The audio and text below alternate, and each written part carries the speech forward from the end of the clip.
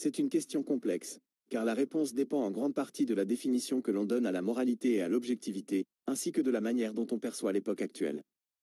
Dans un sens, un individu moral et objectif pourrait trouver difficile de se reconnaître dans le monde d'aujourd'hui, souvent caractérisé par une forte polarisation, une infobésité et une superficialité croissante. Les valeurs traditionnelles de bien et de mal semblent parfois s'effriter, et la vérité est de plus en plus manipulée ou remise en question. Cependant, un individu moral et objectif pourrait aussi y trouver un terrain fertile pour affirmer ses valeurs et son discernement. Dans un monde de plus en plus chaotique, la capacité à rester fidèle à ses principes, à chercher la vérité au-delà des apparences, et à agir avec compassion, peut devenir un acte de résistance. Défi pour l'individu moral et objectif. L'époque actuelle présente plusieurs défis majeurs qui peuvent rendre la quête de moralité et d'objectivité particulièrement ardue. La post-vérité et les fausses informations. L'accès instantané à l'information via Internet a donné naissance à un phénomène de désinformation sans précédent. Les faits sont souvent dilués dans un océan d'opinions, de rumeurs et de contenus manipulés. La culture de l'immédiateté. L'accélération du rythme de vie et la surabondance de sollicitations nous poussent à agir et à réagir de manière impulsive, au détriment de la réflexion et de la patience. L'individualisme et l'atomisation de la société. Bien que l'individualisme ait ses mérites, il peut aussi conduire à un repli sur soi, où l'empathie et le sens du bien commun s'estompent. Opportunités pour l'individu moral et objectif. Malgré ces défis, l'époque actuelle offre également des opportunités uniques à ceux qui cherchent à vivre de manière plus consciente et éthique. L'accès à la connaissance et la diversité des perspectives. La mondialisation et l'interconnexion nous permettent de découvrir des cultures, des idées et des philosophies qui élargissent notre horizon et nous aident à mieux comprendre le monde. La possibilité de s'engager. L'ère numérique permet également de s'engager plus facilement dans des causes qui nous tiennent à cœur, de rejoindre des communautés partageant les mêmes valeurs, et de faire entendre notre voix. Le pouvoir de l'exemplarité.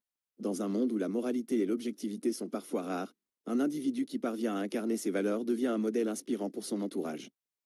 En fin de compte, la reconnaissance d'un individu moral et objectif dans l'époque actuelle ne dépend pas seulement du monde qui l'entoure, mais de sa propre capacité à naviguer avec discernement et intégrité dans un environnement complexe et en constante évolution.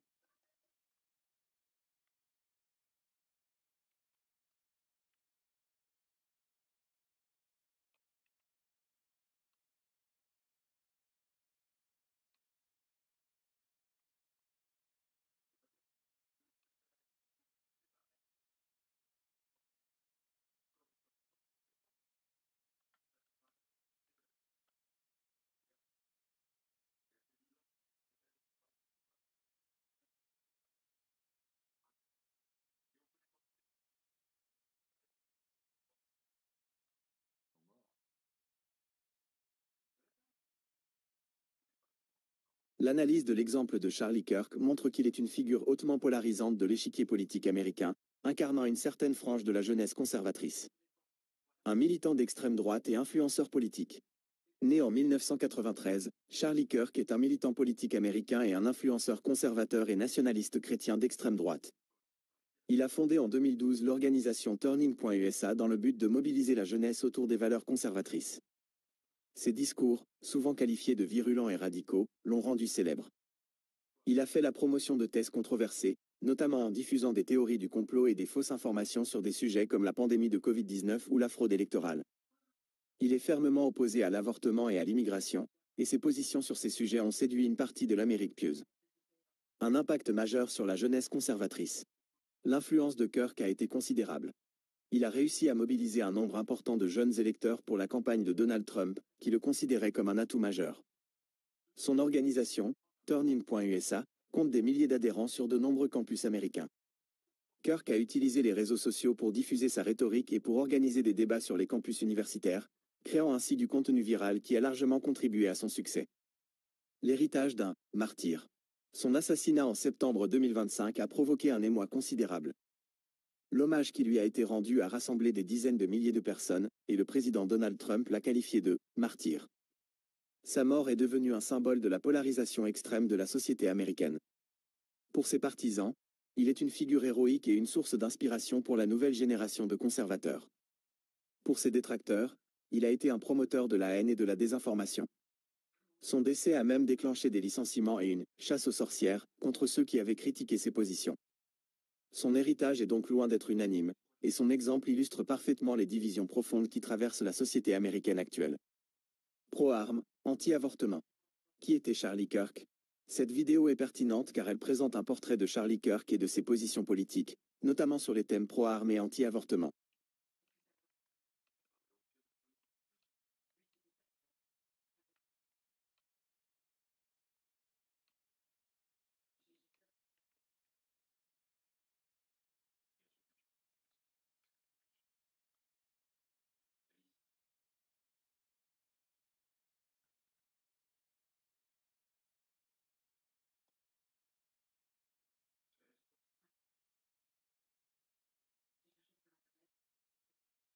J'entends votre point de vue.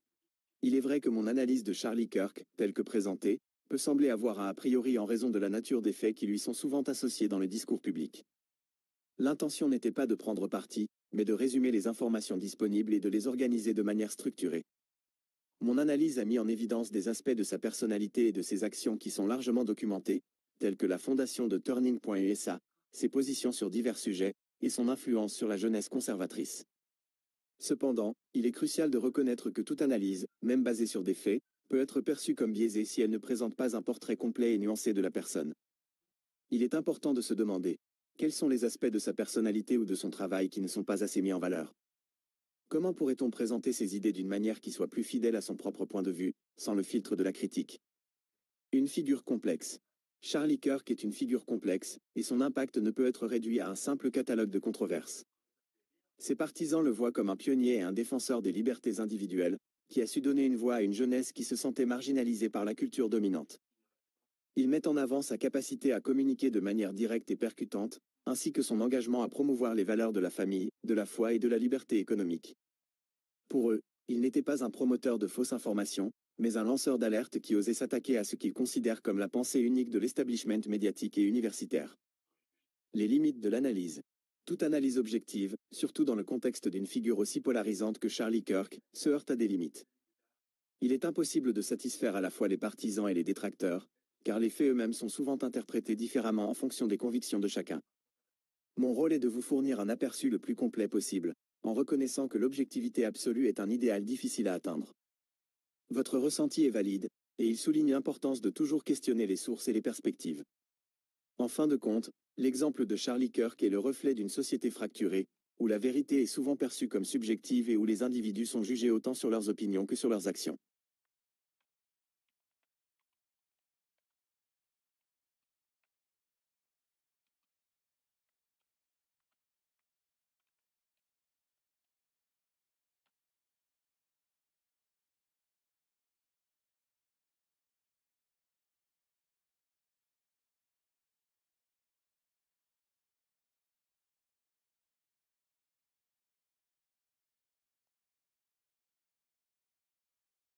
L'approche de Charlie Kirk peut être jugée sous plusieurs angles, et elle suscite des critiques autant que des éloges de la part de ses partisans.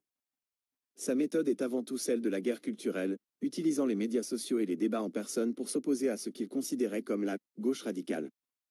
Un activisme numérique et une stratégie de confrontation. Kirk a fondé Turning.USA en 2012 avec l'objectif de mobiliser les jeunes conservateurs, notamment en ligne. Il a été un précurseur dans l'utilisation des plateformes comme YouTube, TikTok et X pour diffuser des clips de ses interventions et de ses podcasts. Ces vidéos sont souvent formatées pour devenir virales, avec des titres provocateurs et des extraits de débats controversés. Sa tactique la plus connue était le Prove me wrong, prouve-moi que j'ai tort, où il invitait des étudiants à débattre avec lui sur des sujets brûlants.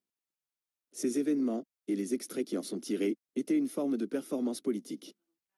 Au lieu de rechercher un dialogue constructif, l'objectif était souvent de marquer des points idéologiques, de ridiculiser les opposants et de produire du contenu divertissant pour sa base. Cette approche a fait de lui un maître du clickbait et un expert dans l'art de la rhétorique agressive.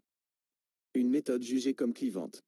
Les critiques de sa méthode la décrivent comme un moyen de polariser le discours et d'encourager la haine. Il souligne qu'il a régulièrement utilisé la désinformation et les théories du complot, notamment sur le changement climatique ou la pandémie de Covid-19. L'organisation qu'il a fondée a également mis en place des initiatives comme la Professor Watchlist, une liste de professeurs accusés de diffuser de la propagande de gauche, ce qui est perçu comme une forme d'intimidation. Pour ses détracteurs, sa méthode ne consistait pas en un véritable dialogue, mais en un harcèlement verbal et en une stratégie de combat idéologique. Ils soutiennent que cette approche a alimenté la méfiance envers les institutions et qu'elle a contribué au climat de violence verbale et politique aux États-Unis. La vision de ses partisans. Pour ses partisans, cependant, la méthode de Charlie Kirk était une nécessité. Ils le voient comme un combattant pour la liberté d'expression qui n'avait pas peur de défier la pensée unique des universités et des médias. Sa capacité à tenir tête aux étudiants et aux professeurs de gauche est considérée comme une preuve de sa force de conviction. Son utilisation des réseaux sociaux est vue comme une manière de démocratiser le débat politique, en contournant les médias traditionnels qu'il considérait comme biaisés. En bref, ses partisans estiment que ces méthodes, bien que controversées, étaient le seul moyen de se faire entendre dans un environnement perçu comme hostile. En somme, sa méthode est le miroir des divisions actuelles. Pour certains, il est un manipulateur qui utilise la désinformation et la provocation pour gagner en influence. Pour d'autres, il est un militant courageux qui utilise des tactiques modernes pour défendre ses valeurs. The Charlie Kirk Show in a nutshell.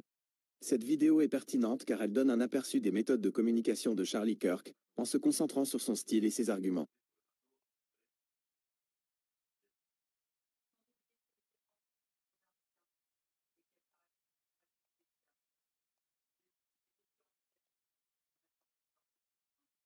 Votre observation est très juste et elle touche au cœur de la complexité de l'héritage de Charlie Kirk. En effet, les mots agressif et guerre décrivent une certaine rhétorique, mais la fin de sa vie montre que cette guerre a eu des conséquences concrètes et tragiques, et que c'est lui qui a saigné. Il y a un décalage entre la métaphore de la guerre culturelle et la réalité de sa mort. D'un côté, il a utilisé un langage de combat, de confrontation, de provocation. Ces méthodes étaient conçues pour affronter ses adversaires idéologiques, pour ne rien lâcher et pour produire une réaction. Il s'est présenté comme un guerrier. Mais d'un autre côté, sa mort n'est pas une victoire, ni pour lui, ni pour son camp. L'acte qui a mis fin à sa vie n'était pas une simple bataille rhétorique, mais un acte de violence irréversible. On peut se demander si ces méthodes, si provocatrices et polarisantes, n'ont pas alimenté un climat de violence qui, au final, s'est retourné contre lui. Il y a une dimension ironique et tragique à ce que l'homme qui a prôné la guerre culturelle soit devenu la victime d'un acte violent. Cet événement soulève des questions fondamentales sur les limites de la rhétorique agressive dans un monde déjà fracturé. Est-ce que les mots guerre et combat peuvent rester de simples métaphores quand les tensions sociales et politiques sont à leur paroxysme? La mort de Charlie Kirk est un rappel sombre que les mots ont un pouvoir immense, et que la ligne entre le débat passionné et la violence réelle est parfois bien plus mince qu'on ne le pense.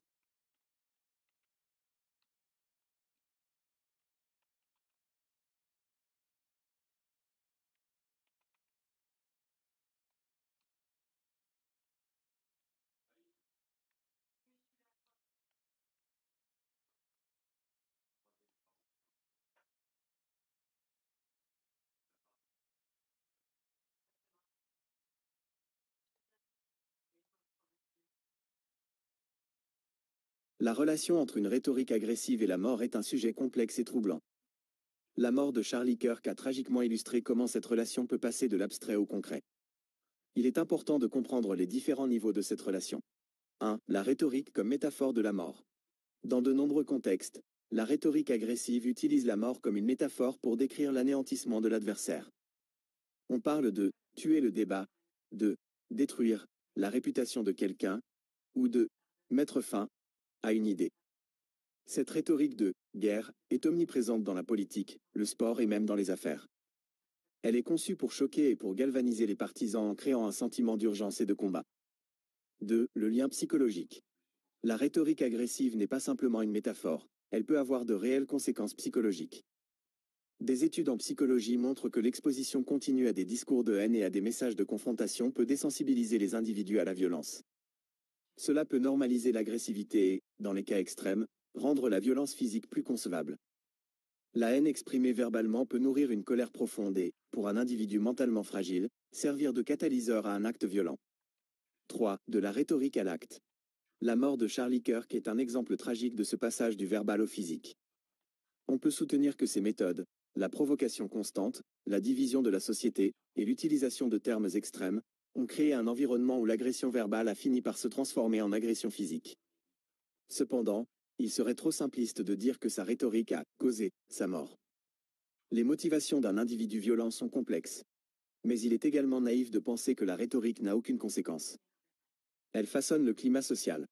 Lorsque la parole devient une arme, il y a toujours un risque que quelqu'un finisse par utiliser une arme réelle. Le cas de Charlie Kirk met en lumière une question cruciale pour notre époque. Où se situe la ligne entre la liberté d'expression et le discours de haine? Et quelles sont les responsabilités de ceux qui, comme lui, utilisent une rhétorique agressive pour atteindre leurs objectifs. Cette situation tragique nous force à réfléchir sur le pouvoir des mots et la nécessité de trouver un équilibre entre la conviction de ses idées et la préservation de la paix sociale.